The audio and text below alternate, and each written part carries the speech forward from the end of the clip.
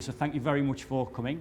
My name is Paul Swinney. I'm Director of Policy and Research at the think tank Centre for Cities. We look at the 63 largest urban areas across the UK, but in reality we actually look at the geography of the whole of the economy. I think not just our largest cities like Greater Manchester, but actually understanding sort of the role that rural areas play in the national economy as well. We're delighted to be welcomed to welcome Andy here today to have an in-conversation session with him. I've got a number of questions that I'd like to run through in terms of your experiences as a mayor within Greater Manchester, dealing with central government, and then moving on to Labour's position on mayors and devolution and levelling up, although I'm not certain whether we're allowed to use the terms levelling up where they come from or not. Maybe we can explore that today, and then we'll move on to questions from yourselves. So hopefully we'll talk for about half an hour between Andy and myself, and then I'll open up for questions, so please do get your questions to hand. So, you've been in post for a number of years now, Andy, in a position that was brand new when it was set up, notwithstanding sort of the interim position, obviously, if someone was in beforehand. What have you been able to do as a Metro Mayor over those times? What are the things that you're most proud of in terms of the powers that you've been able to use to bring about change? Thanks, Paul. What a turnout, brilliant. Thanks so much, everybody, for coming. Does it look like I'm enjoying this job? Because if it does, it's because I am. I don't know if that comes over at all to you, but I definitely feel liberated, energised by it, and that's in many ways the power of devolution. It's what it can bring, I think, to the table, and I want to see other areas getting something of the same. And you can be a doer, not a sayer. And I think politics needs more doers rather than just sayers. You know, you can get out and make change real. And the most significant one we've worked on was homelessness, where we've really, we kind of came into a situation that was a kind of growing crisis, established a homelessness action network. And this is the strength of devolution. It's not just a mayor saying, oh, that must be done. You can build from the bottom up, and you get, kind of people working together in a different way. You can do politics differently. That's the key thing I just want to get over to everybody. I'm coming here this week to say to the party, really, get right behind English devolution now. And, it's the way you kind of reconnect people to the political process, in my humble opinion. And you can just show that through what we've done there. We've got, won't go into all the details, but we have a scheme in Greater Manchester called A Bed Every Night, and it's now operating more single room provision for people. It's an emergency accommodation scheme. But last night in Greater Manchester, 600 people plus were in A Bed Every Night, and the idea for it wasn't mine. It came from a faith leader within the city.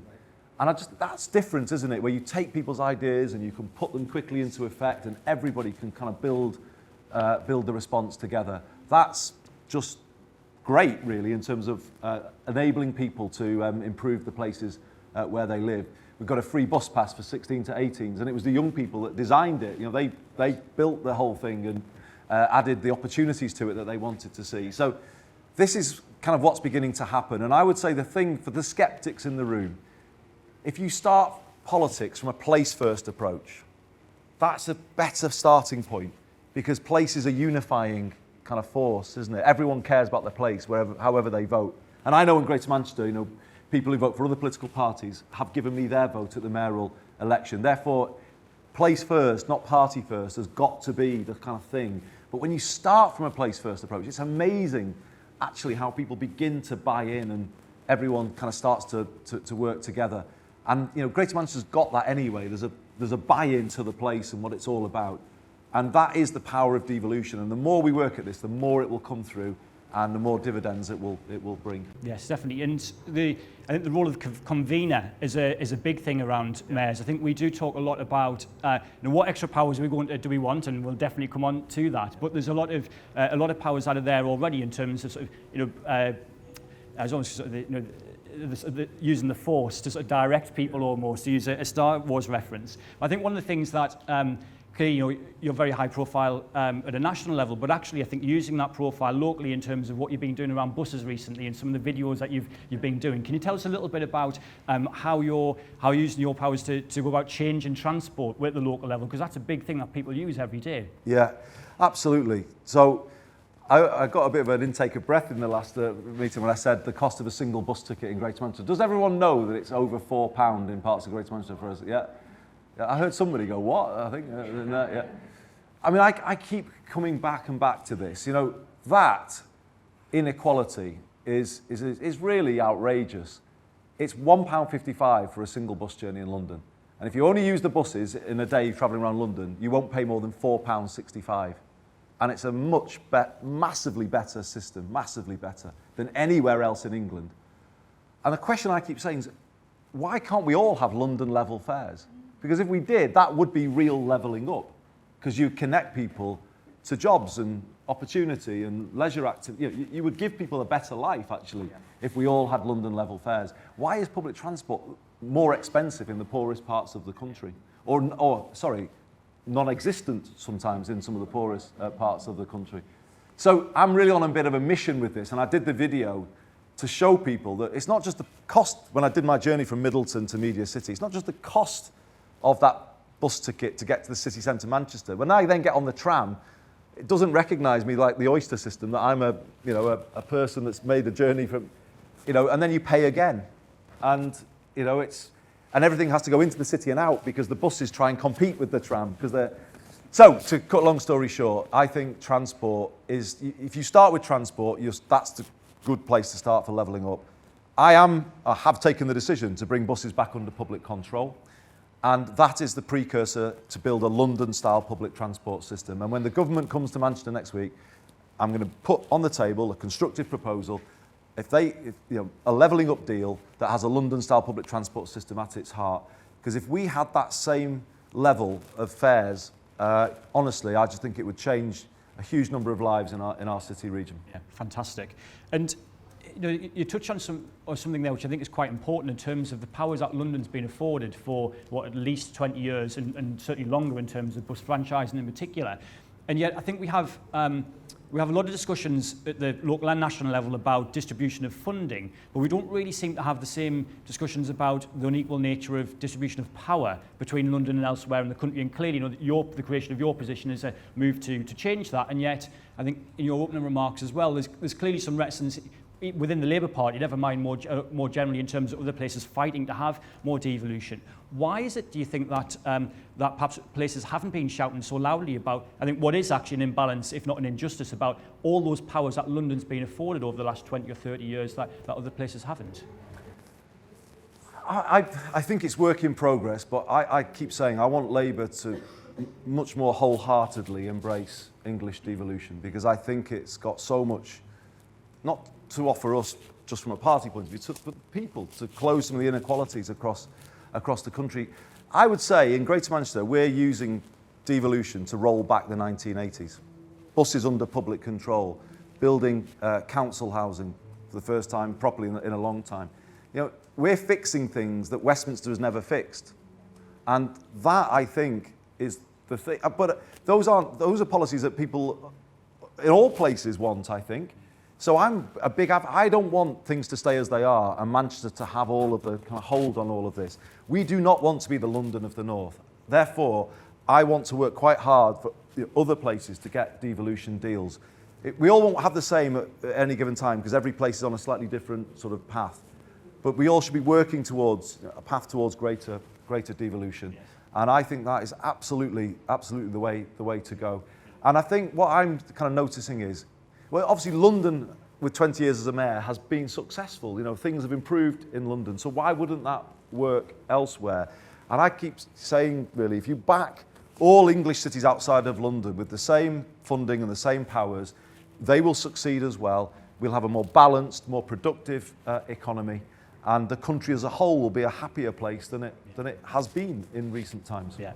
Well, we would, in Centre City, certainly wholeheartedly agree with that one. I think it's interesting that there are certainly say we've now got a devolution deal or a mayor in place in West Yorkshire, but it took a long time to get there. And then we've got places like Nottingham, which haven't got anything in place at all currently. And it's quite interesting, I think, that we don't see that fight in some other places to actually, say, well, hang on a minute, why is it firstly that London has got this, and then, why has Greater Manchester got this, but we haven't? And I think there's a push there required from some of those places to close that gap as well. Yeah, and those places, you can't just blame Westminster for everything. Those places have got to get their act together. And I'm not being unkind when I say that, but it's true, isn't it? And some of the kind of ridiculous parochialism that you see around the place, I mean, that is holding a lot of places back. Greater Manchester has never suffered from that, actually. When the old Greater Manchester Council was abolished by the Thatcher government. The 10 councils didn't just go their separate ways. They said, no, we've got to keep together. Obviously, they were owners of the airport, and that was a big part of the glue that kept Greater Manchester together. And then they stuck together, persuaded, it was the Labour government actually that created the Greater Manchester Combined Authority. And now that's slowly built into what it is today. And the likes of Sir Richard Lees, Sir Howard Bernstein, Lord Peter Smith, no longer with us. I mean, these were giants, really, in terms, well, they are giants. Peter died recently, sadly, but you know, all three of them and others really built this. They built Greater Manchester to this point where it's now at. And they've given my generation, if you like, an incredible platform to take the city to the next level. And for those who have the misfortune of going to Conservative conference next week, I take some of you, you'll have the joy of coming to Manchester though, so that's balanced up. For those who've not been in a while, you'll be surprised, I think, when you look at the skyline of the city. It's looking pretty amazing, actually, and you can see it's growing in stature all the while. If you connect up on the ground beneath those impressive buildings with a London-style public transport system, you can see how this city is slowly becoming, you know, a truly world-class city. Yes. We were named third best city in the world by Time Out recently. Did you all? Yeah. Only the third. Sorry for the Londoners in the room. I know we don't aim to be third at anything, but top UK city. I will rephrase it. But the team, though, from Time Out, it's a serious point, said they weren't awarding it on the quality of your restaurants or your hotels. They said they're good, but you know, it's the spirit of the place, it's the innovation, it's the community, it's the solidarity. All the ingredients are there, and actually the city is really, you know, it's really coming through, and obviously that's getting more and more recognised, which is great. Excellent. Well, I will have the pleasure of being in Manchester next week, so I'm very much looking forward to at least seeing the skyline, if maybe not the nature of the debate that might be taking place. Well, obviously we're very keen to impress the new Communities Secretary. Yeah. So we're going to lay on a special, you know, warehouse project hacienda night for.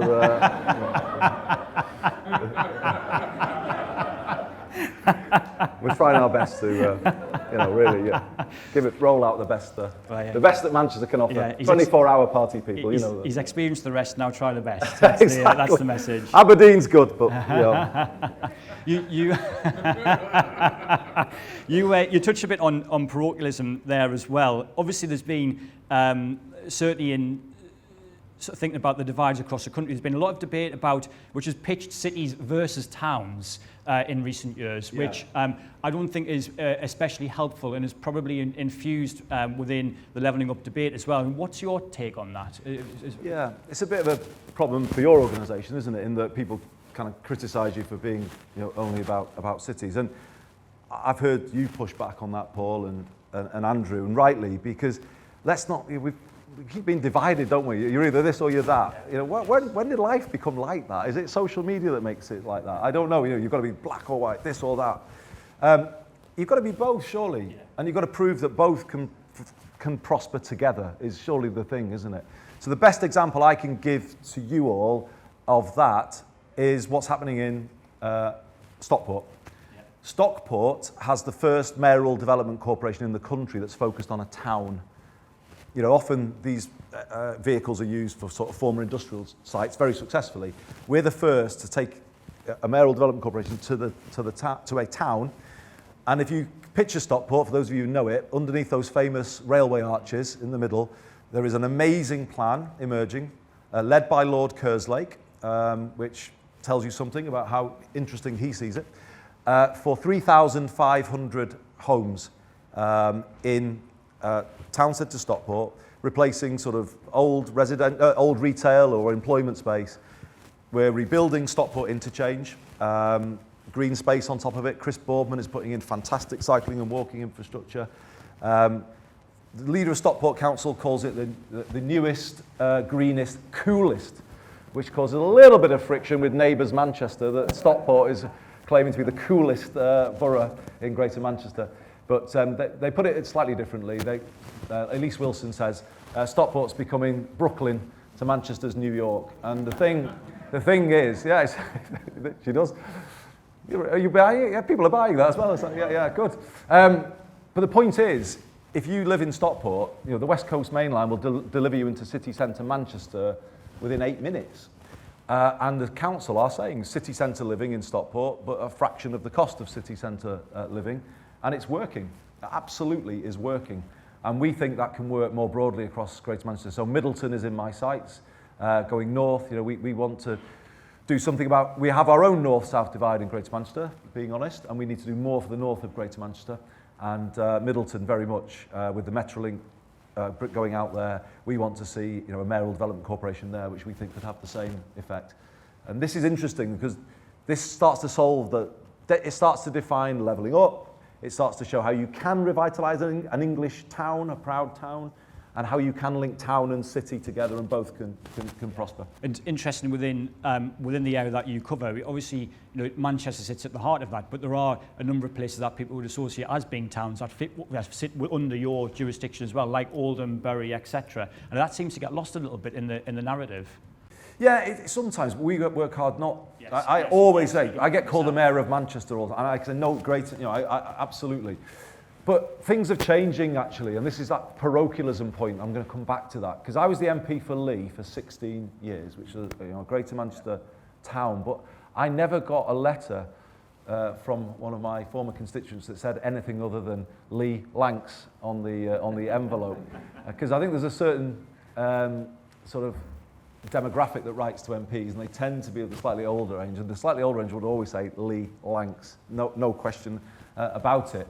But I think that memories of 1974 and all that's kind of going now, and now the identity that is common to all of the 10 boroughs increasingly is the Greater Manchester identity.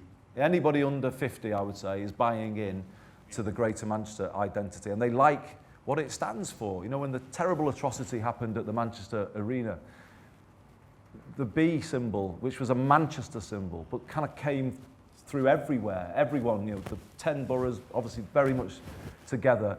The B started appearing all over Greater Manchester. There's one here, actually, which I've got, even I've got one on, but, you know, everyone is kind of, and you see it now in car stickers in Lee, which you'd honestly never have seen before. We're going to call our London-style integrated public transport system the B network. And there's been no pushback to that, you know, because I think people can see now that this is a powerful name, Manchester, but we're all benefiting from it in all of the boroughs as well. And I think people are buying into it. And the place does stand for something. Back to that time out point, it does stand for, yes, doing well in business, you know, getting on in life. For me, I always say Gary Neville is the absolute kind of perfect sort of symbol of Greater Manchester. Somebody who believes in, you know, doing well, you know, being successful in business, but never walking by on the other side, you know, always giving back. Marcus Rashford, absolutely the same. You know, we're lucky because the place, that's how it rolls and that's how it ticks. You know, it's always about the greater good. The B is about the greater good. No one's more important than anyone else. We're all Bs, we're all working to the same end, which is improving the common good for everybody. And I think we're lucky that, you know, the place has got a definition, it's got values, and it's got an identity that people buy into, and that's why we're primed for success, I hope. Marvellous. And you have had a number of high-profile interactions, I shall say, with national government over the last year and a half. So over your whole period, what have you learned about interacting with national government as being a Metro Mayor? So I'm not going to make this about personality, so let me just leave that aside. What I have learned is that the powers that be in Whitehall and Westminster do not like the north of England having a stronger voice. They do not like it because they're used to it not having that, and they're used to just doing whatever they like and getting away with it. And they don't like being answered back by the north of England. But I've got news for them, it's changing. We've got a convention of the north in Liverpool next month. The north is getting organised. It's not going to accept any more the treatment that it's had for, I was going to say decades, I'll rephrase that, centuries, which has created a very unequal country. We are not going to accept it anymore. We are requiring change. And obviously there are many people in the Whitehall system particularly who do not like that. They don't think the north should be able to answer back in the way that it is. But obviously we're going to keep on doing it, not point scoring, as they claimed, or grandstanding, which is that's how they try and undermine you now. If you say something now, that's the criticism. Oh, it's all point scoring. Well, no, it isn't actually, because I tried to resolve that dispute with the government in endless meetings behind closed doors, and I said to them, I will accept Tier 3 restrictions, even though we had been under restrictions since July last year, which wasn't, they imposed those restrictions in July and seemingly forgot about the fact that they'd done it. And yet people in Greater Manchester were suffering all through last year under those restrictions. So when it came to October and they said, we're going to have to go further and put you in Tier 3, I said, okay, but with a full, fair furlough for the people in our pubs and betting shops who are about to see their work closed down. And the reason I said that was Bolton had their hospitality shut in September, ahead of the Tier 3 debate, with zero compensation. They just shut it with nothing for those people. And I said, we're just not having that. We want an 80% furlough. We want the self-employed support scheme to be brought back for the taxi drivers and others who are going to lose all of the trade. It was a point of clear principle. We will accept it if you treat us fairly. And that wasn't resolved behind the scenes. It went all the way to the Prime Minister. It wasn't resolved, hence what happened. And honestly, I can say this honestly to you all, when I left Westminster, I kind of created a rule for myself, and I've stuck by it. And Kevin, the great Kevin Lee who works for me, who also sticks by it, because we work as a partnership, as you know. If the government gets it right and does the right thing by us, we will say so. And I can point back to times in the last 3 years where I have done that, where I have praised the government and I've praised ministers. If they do the wrong thing by us, then I will also say so, and I will say so using all of my political experience and everything that I can do now to get Greater Manchester heard. And that is what happened last year. When they treated us in that way, that is what I did. And it was actually so frustrating that a couple of days after that debate, they were going to put London in Tier 2. It was literally a matter of days later. And immediately the offer of support for Tier 2 was on the table, yet we've been in Tier 2 effectively since the summer. And I think we can't just leave last year and say, oh, well, that was then and forget about it. I'm not going to rerun it when they come to the conference. I'm going to make a positive offer to the government about a levelling up deal for Greater Manchester. But you do have to see what was laid bare there. You had a country in a pandemic where the North had higher cases, higher deaths because of the deprivation, because of people in jobs where they couldn't stop working, even if they were unwell or asked to isolate because of the insecurity of their work. That was why we had this higher case rate. And then you had a Westminster Whitehall operation that had no real understanding of how much people were suffering. And that is what brought that to a head. And that has to be understood now. And the powers that be down there are going to have to get used to the North of England answering back a bit more.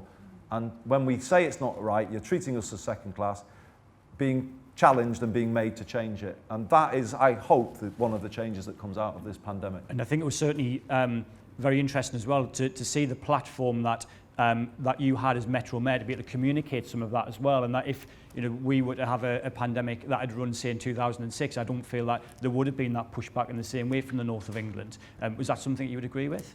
Yeah, and I wasn't doing it alone. So for those of you who live in the North West or know it, you'll know that Steve Rotherham and I will appear fairly regularly alongside each other. And I think it's fair to say that our media, the television, Granada reports, they like that. The two cities actually will come together, and city regions, and will side by side say, we're working together, and that amplifies the voice, doesn't it? And now we're working with Tracy. We're going over that other side of them there hills, and we're kind of even extending the hand of friendship there. So no, but seriously, we are.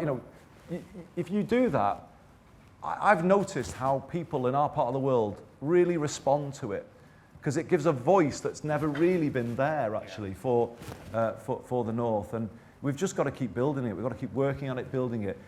As much as we can, keep it positive. Frame it as positive offers to the government. And that's this levelling up deal that we're going to call for next week.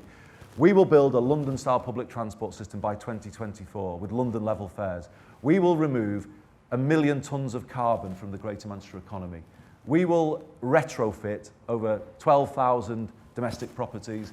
We will regenerate Stockport and give you an example. So I'm giving the government the outputs, And then I'm saying to them, you hold me to account then. If you sign this deal with us, you can then say, right, we've backed Andy Burnham in Greater Manchester with the money and the powers to do something that he says is levelling up. So he said what he thinks will level up Greater Manchester. We've backed him, and then we will hold him to account for delivering it. And I think the politics of that works for the government. Because if I don't do what I'm saying, and I'm all full of bluster, as they would probably think, then they can call that out, and they can say, well, look, he said all of this, and it isn't happening, and, you know, so therefore, they can hold me to account. If it does start to happen, and yellow and black buses with bees on them start appearing, and the north of England will have a very visible sign of levelling up at its heart, won't it? A London-style public transport system in the heart of the north. And they'll be able to say, look, we backed this, we made this happen, not the mayor, and therefore the politics works for them both ways. Great. It sounds like you've actually got a definition for levelling up, which I'm still confused as to what the government thinks levelling up Stick on transport. I would, let's get cut to the chase here. London level fares. That, if levelling up was that would be game changing. So actually just, let's not go off on like these missions to try and find levelling. Just do that. Give everywhere in England London level fares. That will be a stride towards levelling the place up. Yeah, marvellous. A final question from me, and then we'll move to the audience. Do get your questions ready. So Keir Starmer set out his vision very recently, and I did the cheeky thing of doing Control F and searching for mayors and devolution through that 14,000-word essay, and it didn't return any results on that. Should we read anything into that? No, I don't think so. I think he was talking about structures, was it? It was more an essay about belief, and no. So I wouldn't. I think we've got growing support from the leadership, but I don't think it's yet fully there. So you look at that debate about the Electoral College. No one's talking about, oh, now we've got mayors and they have to have we're not recognised in the party structures still. We're kind of a blind spot, it's fair to say, when it comes to the way the party's run. And I think that's what we're saying needs to change. Labour needs to sort of stop this slightly unsure, oh, Osborne created it and we're not. No, that needs to go. Embrace this thing, energise it. As I say, you can build a different type of politics, this place-first politics, actually then builds stronger support for the party. You could see that in our election results, not just mine, but in the local results as well. I think people will come back to you when you're talking about place rather than just making party points all the time. And I think, I keep saying, I think English devolution is the life raft for Labour in the north of England that it needs to jump on and really sort of, well, I'm stretching metaphors all over the place there. How can you build on a life raft? I think that would be a bit of a challenge, wouldn't it? But you see the point I'm making. Yes, so the life raft gets you to a safe haven, and then you build. That's it. Build New Jerusalem. Yes, that's it. Marvellous, excellent. Let's open up to the floor. We have lots of questions. I'm going to take 3 at a time. This is quite exciting because I haven't done Zoom and Teams for many years, and you sort of create the questions all of a sudden back to the real world. You don't know what you're going to get. So I'm going to go to you, sir, and then you had your hand up first, so after, and then the lady just there after, please. Just keep on signaling your hand after then. And say who you are and where you're from. Yeah, Brian Wayne from the Tony Blair Institute. Andy, I want to say a weird thing there and ask a question. The weird thing is that also how nice it has been, or in the Scouse sense of the word, boss, for the last 5-10 years to hear some regional accent on a national stage. It really does mean a lot to us. You can see that when we've grown up, so thank you for that. Second question. So, you're very much in the business of delivering and politics that delivers and gets stuff done. You fight for the people of Manchester, you fight for Manchester, you've done a remarkable job of that over the last couple of years. But the reality is that you live in a country where 30% of tax revenues come from London and 40% of the growth pre-pandemic came from London. They are hard truths and facts. Second of all, when we talk about the UK in the world, we talk about Britain. Afghanistan is about Britain. And we don't talk about Manchester or Liverpool's place in the world, so it matters that we are a country. And therefore, and you touched on this before, we're facing ever-increasing division within this country. People pit each other against, and that may come from social media, but there's more division than we've ever had before. So, imagine you're advising Keir Starmer, or let's even say that you're Labour leader yourself. What would you do to bring together the devolution agenda into a unifying message to the country and a plan and strategy for growth for the United Kingdom? Marvellous. Excellent. Thank you very much. Yeah, really good question. Just, take all of them? yeah, I'll take all three, yeah. Andrew Walker, Infrastructure Intelligence. Just a question, you mentioned about a place-centric approach. What would your message be to those companies in the infrastructure and construction sector who are maybe working on sort of different projects in different areas, maybe in your own region, how best they can, if you like, from your perspective, get with that programme of a place-based approach? What would your advice to those organisations be? Marvellous. Thank you very much. And finally, lady, one question there. Great. Sorry, my name is Elizabeth Harper, and I'm the leader of North Lancs District Council, which is a small little district in quite a conservative area. First and foremost, Andy, thank you so much for putting us up to Manchester's competitive bid to the Levelling Up Fund. I'm sure we can beat back to Hertfordshire in our fighting competition with you to secure that money. And there's another problem that we face in local government. We're being pit one against the other, and parochialism is actually being encouraged by this government. This is a terrible microphone. Sorry. I lost my train of thought as a result. So, in a world where we are being pit against each other, where there are 26 different pots of money that local authorities can bid for projects, where for the first time in 50 years, we have no reference to local government at all in any central government ministry, what can we, as council leaders, do to actually stop competing and stop fighting, but come together and work together to, I hate this phrase, level up our communities and our country? Marvellous. Excellent. Yeah. Oh, okay, no worries. Thank you. No, does that work? This one doesn't seem to be on, I don't think. I think we lost sound. Shall I try and Yeah. speak up? So we've got questions about bringing the devolution agenda together, the role of infrastructure and construction, and we're back. Excellent. And how do we stop places being in competition with one another? Yeah, three great questions. So you're asking a really important point, I think, about London and the rest, and how do we not allow this become a really divisive agenda? So the answer is to let levelling up really happen in the other places. Then it won't be. Is the answer. So why is London so successful compared to the rest of the country? Because it's had investment over a long time that nowhere else has had. The transport system has just had billions and billions and billions poured into it, and lo and behold, it has a better, bigger economy than everywhere else. Well, okay. So the way to deal with that is then to say, well, do what's worked in London outside of London. It doesn't pull London down. It just says replicate the thing that's worked there elsewhere. And that's why I keep coming back to the London-style public transport system. It's a positive message. It's worked in London. Both Labour and Conservative had a role in making it work in London. So, all right, do it in Manchester now, then do it in Liverpool, do it in... So that's the way I see it. And I think that is a recipe to start to get the country back together. And it does start to answer the third question, which I'll come to. The idea that everywhere has got a sense of we're moving forward and this is benefiting us. And it doesn't have to be delivered all overnight. Just a feeling that you're being heard, a feeling that you're moving forward. I think where we've got to head to is a kind of more of a federal UK, if the way I see it. And Gordon Brown is right about this. Maximum devolution to the English regions, continuing to work with Wales and Scotland. I think they should devolve beneath the national level. I think that is a mistake, actually. I think cities, as you would agree, Paul, are the power in the 21st century economy. Digitalisation, decarbonisation, these things will be driven by cities.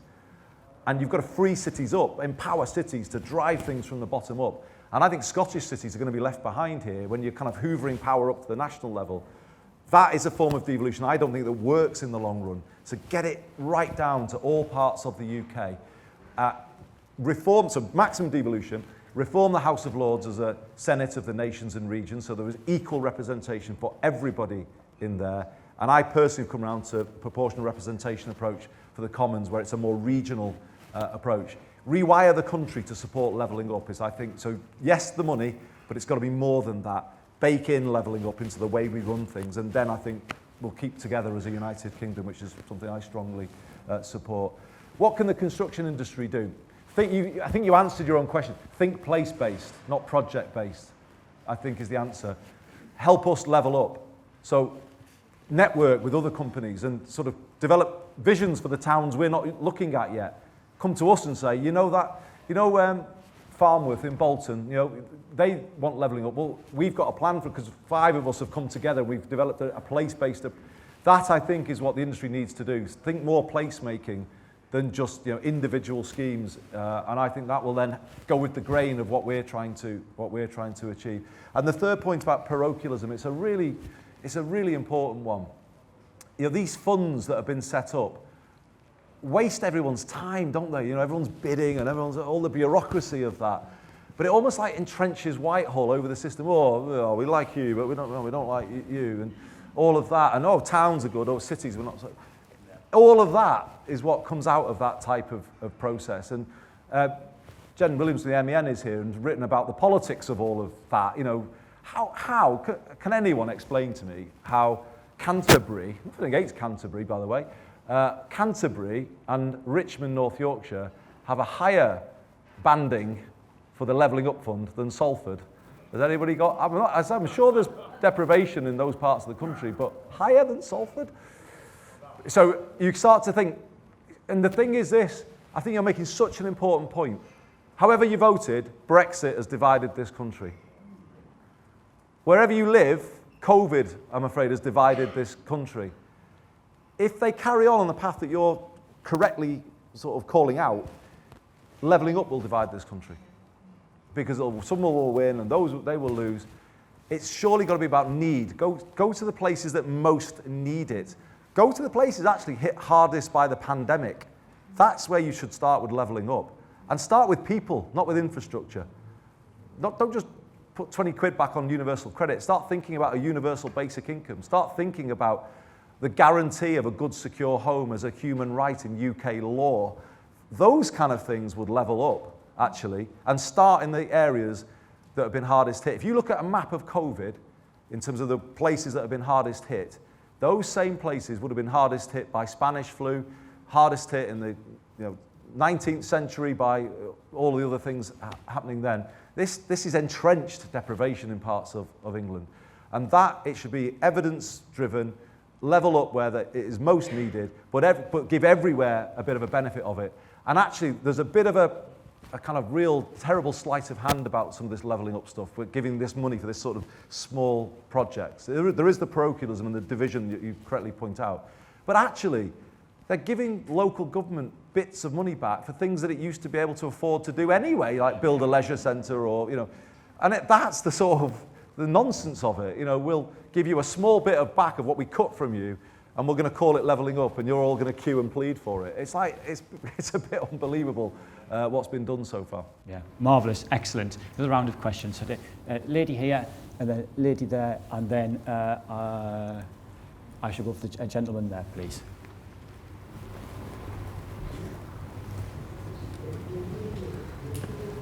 Thank you. Good morning, Andy, and thank you for inspiring us all. It's always good to hear you. My name's Sharon Taylor. I'm leader of the council at Stevenage, but I also chair the Cooperative Councils Innovation Network. And although Stevenage is, I'm next door to Elizabeth, who just spoke. Although we're only 28 miles from London, we don't get any of the London transport advantages or investment either. So it's not just in the north this happens. I wanted to ask you about the co-op heritage. Manchester has this amazing cooperative heritage, and part of that involves engaging people in the decisions and making the decisions from what the people say upwards rather than doing it the other way around. In an area as huge as Greater Manchester, how do you get that real live engagement with the population? Marvellous. Thank you, and hi Andy. I wanted to ask you a question that my dad, who's a bricklayer, asked me last night. He asked me, how do we make our cities and our streets safer for women? And I'm asking that question because we haven't heard a lot about women yet today. And I'm asking that question on behalf of women in the room here today, but also the women whose voices, like Sabina Nessa, who've been taken away through gun violence. So, yeah, how can we make our cities safer for women? Great question. Thank you very much. Hi Andy, I'm Nathan, a new councillor in Bury, Greater Manchester. I probably wouldn't be without further balance. So one of the things you've done is make young people the priority for investment in Greater Manchester, because we've been a target for cuts since austerity in 2010. Could you explain a bit about that and how other cities can learn from that? Marvellous, great, lovely short. Yeah, so 3 great questions, and absolutely, Sharon, take your point about, you know, I think people in our part of the world wouldn't necessarily understand that Stevenage loses out as well. So when I say London level fares, I'm saying for all of England, that's what I'm saying, and that would make a big difference to Stevenage, wouldn't it? But on your point about bottom up and co-ops, this is what we're trying to do. You know, homelessness, we built a bottom up homelessness action network. Since the election, I've set up we've got a No Child Goes Hungry network that we're building, where we're kind of pulling people together around a common mission that we all agree is an important mission for the city region, a living wage action group. We've got a digital inclusion network now. I think post-pandemic, because the world has moved online, if we don't do something serious about digital inclusion, that will be the new form of inequality, actually, that comes through. So that, I think, is the way you do it. You network people. And then maybe co-ops will start to come through then as the answer to some of these issues. So we are setting up a community wealth building unit within our growth company, which will be about co-ops, social enterprise, you know, helping people set them up. So that's a big part of what we're doing as well. But you know, the bottom-up thing is what comes with devolution. I keep trying to say this again to people at national level in the Cooperative Party, which I'm proudly a Cooperative Party mayor as well. Devolution is your best bet, because when you get power at a local level, that creates the conditions for co-ops to kind of be formed. In the same way universities have benefited from devolution, because they have a kind of access into the policy debate at that level that they're operating at. And I think it's true of co-ops as well. You know, when you get power down to the ground, that's exactly what you need to create the conditions for co-ops to flourish. I'll answer the second question and come on to the third one, because I want to really give you proper answers from what you said. But Nathan, I mean, thank you for what you said and recognising the bounce. I think we achieved it together, didn't we? And on the streets of Unsworth, your ward, isn't it? Yeah. It was great campaigning with you. But you're right. We did say 4 years ago that young people needed to be the priority, because devolution doesn't work, in my view, if you kind of just replicate the political thinking that we see at national level. The traditional thinking there was always, don't promise things for younger people, they don't vote, guarantee the pensions and the older people's TV licence to the bus. That is basically often how the thinking goes.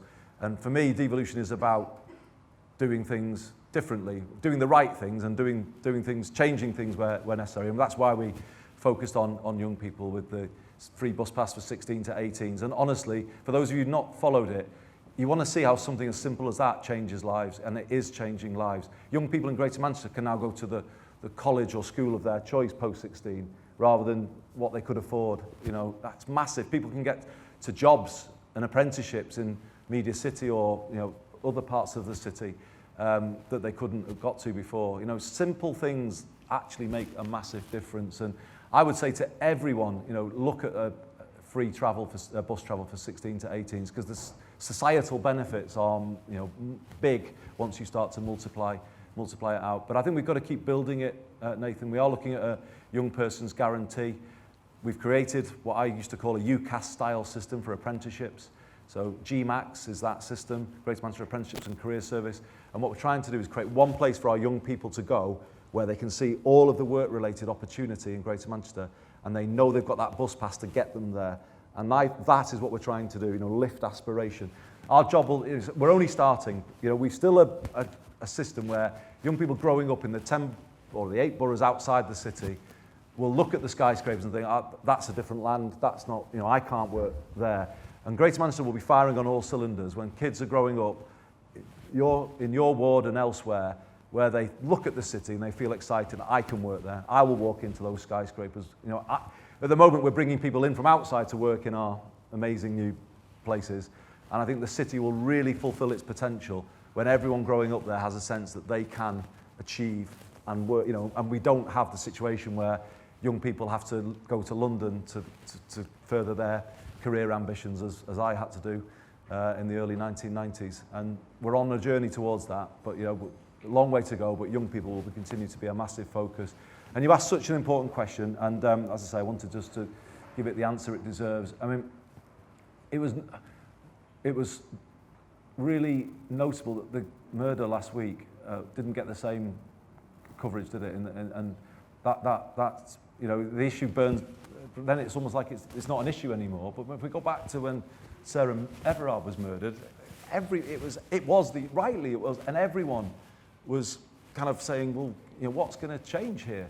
See, Black Lives Matter had that moment of everyone coming, but then there has been a sort of a follow-through, hasn't there?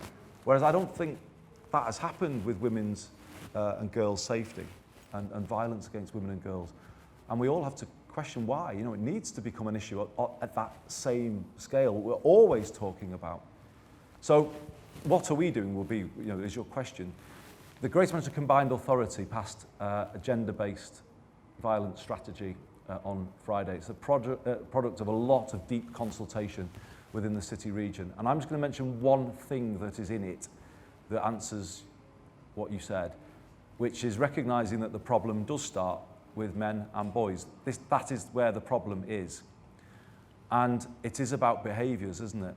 And it's about, and I'm including myself here, everybody needs to think, how does my behaviour make other people feel? You know, when I'm out late at night, if I'm on a bus, you know, things you do, or that can change people's feeling of safety, can't it?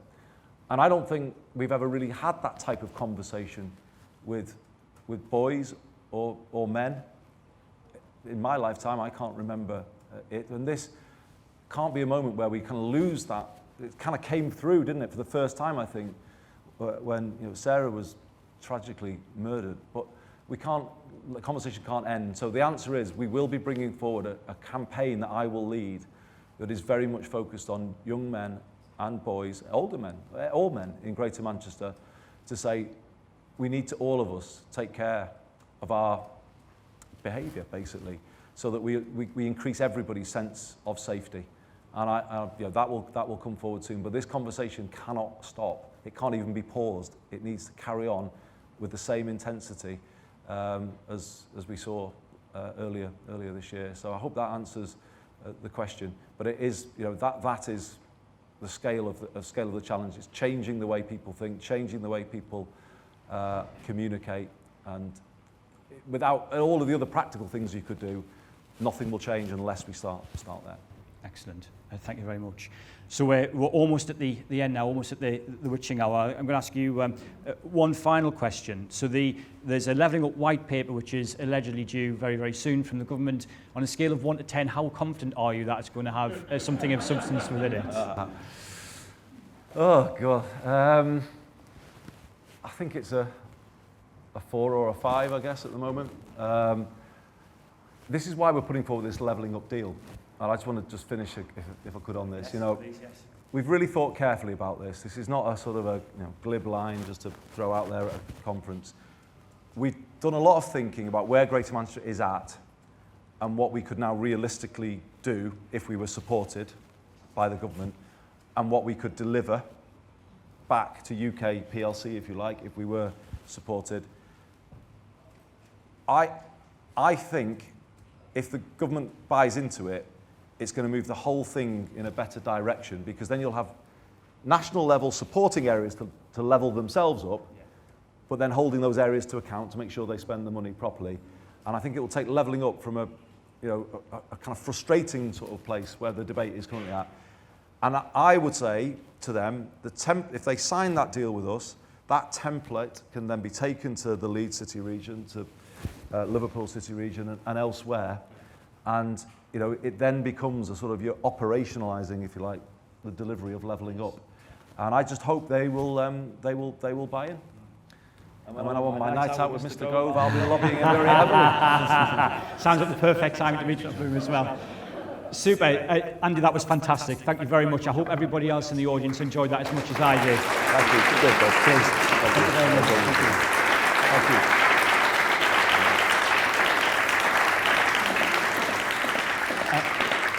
And please enjoy the rest of the conference. Thank you very much.